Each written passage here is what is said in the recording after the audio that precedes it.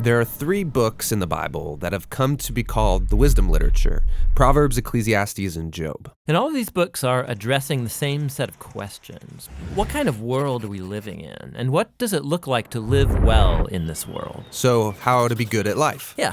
So each of these books tackles these questions from a unique perspective, and it's important to understand all of them to get a fully biblical perspective on the good life. So as a thought experiment, you could actually imagine each of these books as a person. So Proverbs would be like this brilliant young teacher, and Ecclesiastes the sharp, middle-aged critic, and Job would be this weathered old man who's seen a lot in his day. We're going to start by meeting the book of Proverbs, the brilliant young teacher. And she's not just smart, she's smart about everything: work, relationships, sex, spirituality.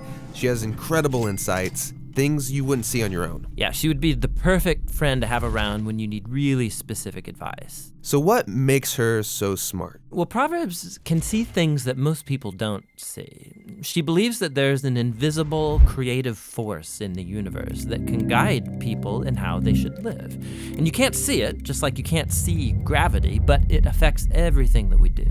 So what's this force? Well, in Hebrew, it's called chokhmah, and it usually gets translated into English as wisdom. It's an attribute of God that God used to create the world. And chokhmah has been woven into the fabric of things and how they work. So wherever people are making good or just or wise decisions, they're tapping into chokhmah. And whenever someone's making a bad decision, they're working against chokhmah. Right, or as it says in Proverbs chapter 1, the waywardness of fools will destroy them, but the one who listens to wisdom lives in security. So it's like a moral law of the universe. Yeah, it's a cause-effect pattern, and no one can escape it.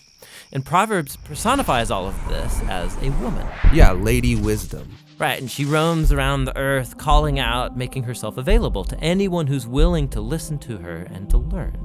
Which leads to the second thing Proverbs believes, that anyone can access and interact with wisdom and use it to make a beautiful life for yourself or for others. You can create with it like a designer. Yes, in fact, chokhmah in Hebrew isn't simply intellectual knowledge.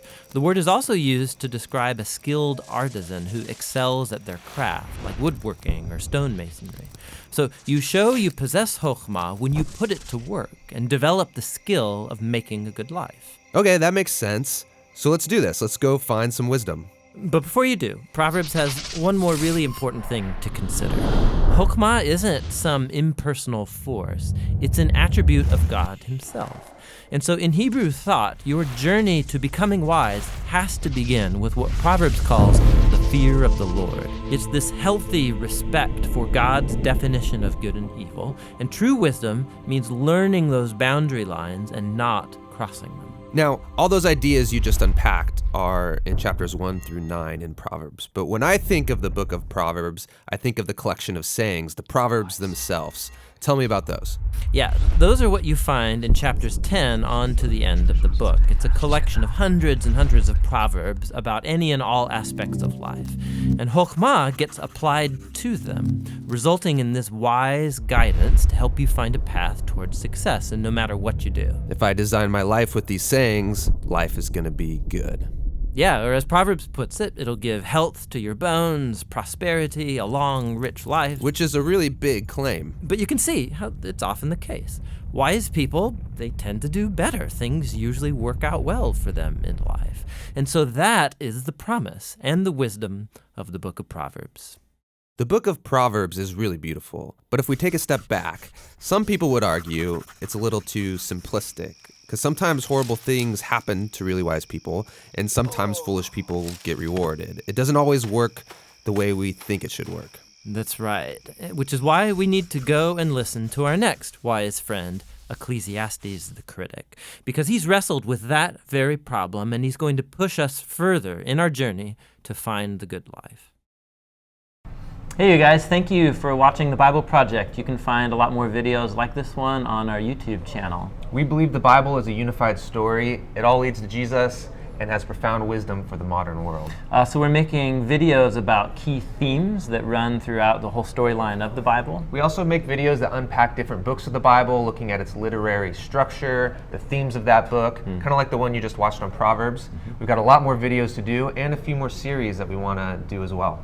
The Bible Project, it is totally supported by you guys, and thank you so much for all that you're doing. We want to make this whole video library available for free to anyone, anywhere, and that's because of you guys giving one-time gifts, or you can sign up to become a monthly supporter as well. On our website, you could download full resolution videos, you could download posters and study guides and other things. It's all for free on jointhebibleproject.com. Thank you guys.